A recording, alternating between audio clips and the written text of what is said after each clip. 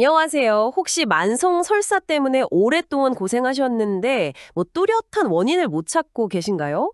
어쩌면 오늘 저희가 다룰 이 질환, 현미경적 대장염, 영어로는 MC라고 하는데요.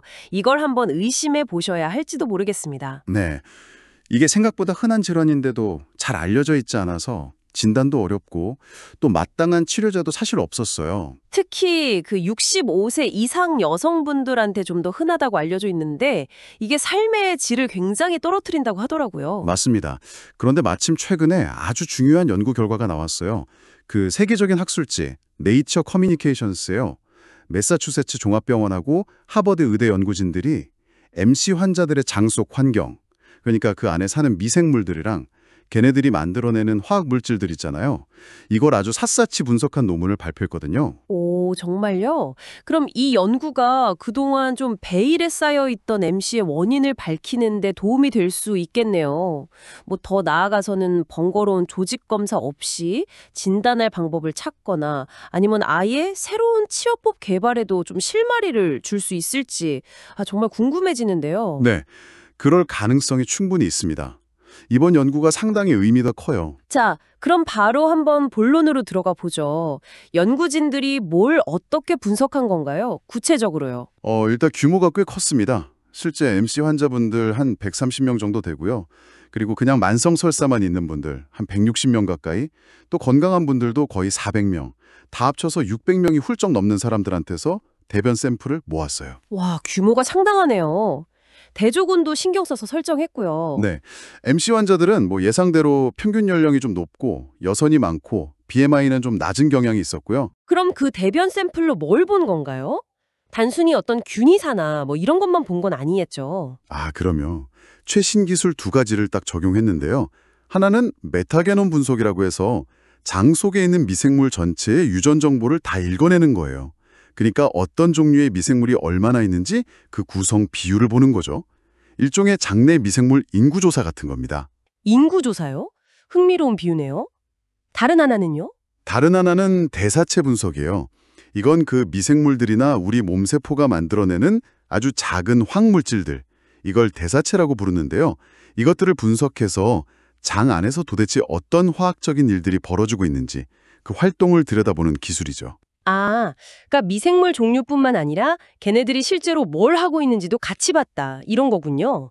훨씬 입체적인 그림이 그려졌겠어요. 네, 바로 그거죠. 그래서요, MC 환자 장속 환경, 건강한 사람이랑 비교했을 때 뭐가 어떻게 달랐나요? 가장 눈에 띄는 특징은요. 장내 미생물 생태계의 종 다양성이 확 줄었다는 겁니다. 활성 MC 환자, 그러니까 증상이 심할 때의 장은요. 건강한 사람이나 아니면 증상이 좀 가라앉은 관해기 환자에 비해서 미생물 종류가 훨씬 단조로워졌어요. 다양성이 줄었다는 건 보통 좀 안 좋은 신호로 보던데. 그렇죠. 비유하자면 아주 울창하고 건강한 숲이 아니라 특정 종 몇 가지만 겨우 살아남은 좀 황폐한 땅처럼 변했다고 볼 수 있어요. 그럼 구체적으로 어떤 미생물이 늘고 줄었는지도 궁금한데요. 네, 그것도 아주 흥미로운 결과가 나왔는데요. 염증을 잘 일으키는 걸로 알려진 특정 세균들이 늘어났어요. 근데 놀라운 건 뭐냐면 그중에 일부가 원래는 입 안에 주로 사는 애들이라는 거예요. 예를 들면 페일로넬라나 헤모필루스 같은 균들인데 이게 장까지 내려와서 문제를 일으키는 거죠. 입에 사는 균이 장에서 문제를 일으킨다고요? 와, 그건 진짜 예상 밖인데요? 네. 아마도 장벽 기능이 약해졌거나 아니면 면역 체계에 뭔가 혼란이 생겨서 그럴 수 있다는 강력한 증거가 될 수 있죠. 그럼 반대로 줄어든 균들도 있겠죠? 물론입니다. 장 건강에 아주 중요한 역할을 하는 예를 들어서 짧은 사슬 지방산 SCFA를 만들거나 염증을 억제하는 그런 유익균들 있잖아요. 블라우티아라든가 박테로이데스 계열 같은 균들이 눈에 띄게 줄어들었습니다. 이 SCFA라는 게 장세포의 에너지원이기도 하고 염증 조절에도 중요하거든요. 그렇군요. 염증 유발균은 늘고 유익균은 줄고 딱 안 좋은 방향으로 변화가 생긴 거네요.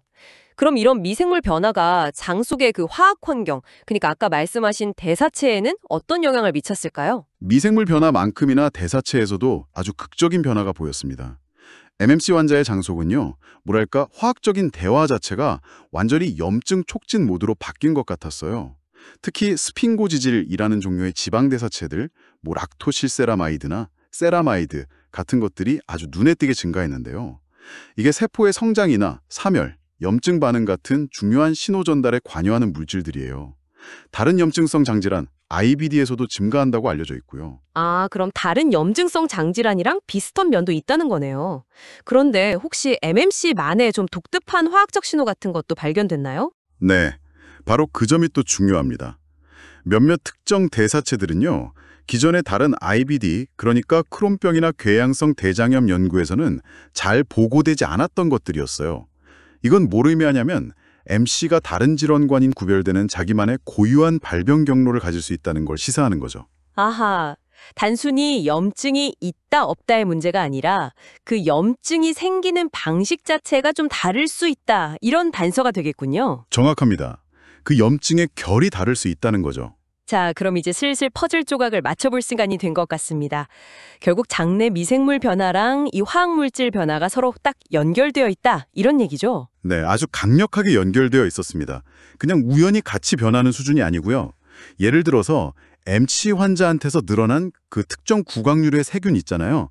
베일로넬라 파블라 같은 거. 이게 염증성 스핑고지질 증가랑 아주 뚜렷하게 양의 상관관계를 보였어요. 아, 그 균이 늘면 그 염증 물질도 같이 늘어난다? 그렇죠. 반대로 줄어든 유익균들은 또 이런 염증성 지질 감소랑 관련이 있었고요. 심지어 연구진들은 이 늘어난 나쁜 세균들이 가진 특정 효소가 직접적으로 염증성 지질을 만들어낼 수도 있다는 그런 기전적인 가능성까지 제시했습니다. 와, 단순히 연관이 있는 걸 넘어서 미생물이 직접 염증 물질 생산에 기여할 수도 있다니.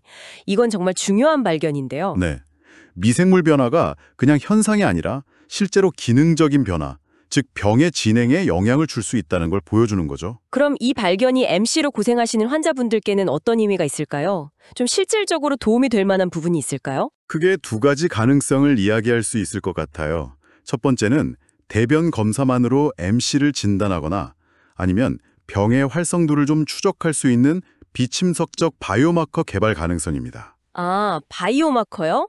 지금은 대장 내시경하고 조직 검사가 필수잖아요, 진단하려면. 맞아요. 근데 그게 좀 번거롭고 힘들 수 있는데 만약 간단한 대변 검사로 그걸 대체하거나 보조할 수 있다면 환자분들 부담이 훨씬 줄어들겠죠.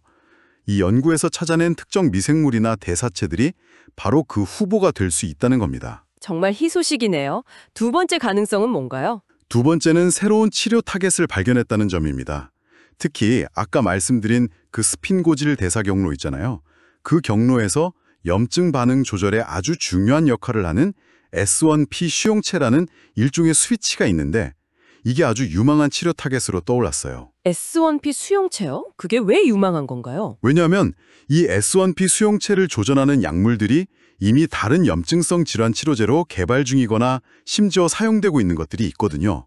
그렇기 때문에 MC 치료에도 이걸 한번 적용해 볼 수 있는 가능성이 확 열린 셈이죠. 아, 그렇군요. 이미 다른 질병에서 연구되거나 쓰이는 경로니까 MC에도 적용해 볼 수 있겠다. 자, 그럼 오늘 내용을 좀 정리해 보면 MC 환자의 장속은 염증을 일으키는 나쁜 세균들과 또 그런 화학물질들이 막 넘쳐나고 반대로 우리 몸의 이로운 세균과 물질들은 부족해지는 한마디로 총체적인 불균형 상태다. 그리고 이 특징적인 패턴을 잘 활용하면 앞으로 진단도 더 쉽게 하고 또 새로운 치료법도 개발할 수 있는 그런 길을 찾을 수 있다. 이렇게 요약할 수 있겠네요. 네, 정확하게 정리해 주셨습니다. 왜 이런 문제가 생기는지 그 근본 원인에 한 걸음 더 다가갔다는 점, 그리고 그걸 바탕으로 실질적인 진단법이나 치료법 개발에 어떤 중요한 토대를 마련했다는 점에서 이번 연구의 의미가 아주 크다고 할 수 있습니다. 네, 정말 중요한 연구 결과네요. 자, 그럼 마지막으로 당신께 한 가지 생각해 볼 거리를 던져드리고 마무리할까 합니다. 오늘 저희가 살펴본 이 장내 미생물과 대사체의 변화, 이게 과연 MC라는 질병의 결과일까요? 아니면 원인일까요? 그건 아직 명확하게 답하기는 어려운 질문이죠. 닭이 먼저냐 달걀이 먼저냐 같은 문제일 수도 있고요. 그렇죠. 만약 이게 원인에 좀 더 가깝다면 우리가 먹는 식단을 조절한다거나 아니면 특정 미생물을 직접 조절하는 방식 있잖아요. 뭐 프로바이오틱스나 프리바이오틱스 같은 걸 이용해서요. 이런 방법들이 MC를 예방하거나 치료하는 데 정말 효과적일 수도 있지 않을까요? 네, 충분히 가능한 시나리오입니다. 앞으로 연구가 더 필요한 부분이겠지만요. 이 질문에 대한 답을 찾아가는 과정에 당신도 계속해서 관심을 가져보시면 좋겠습니다. 오늘 이야기는 여기까지입니다.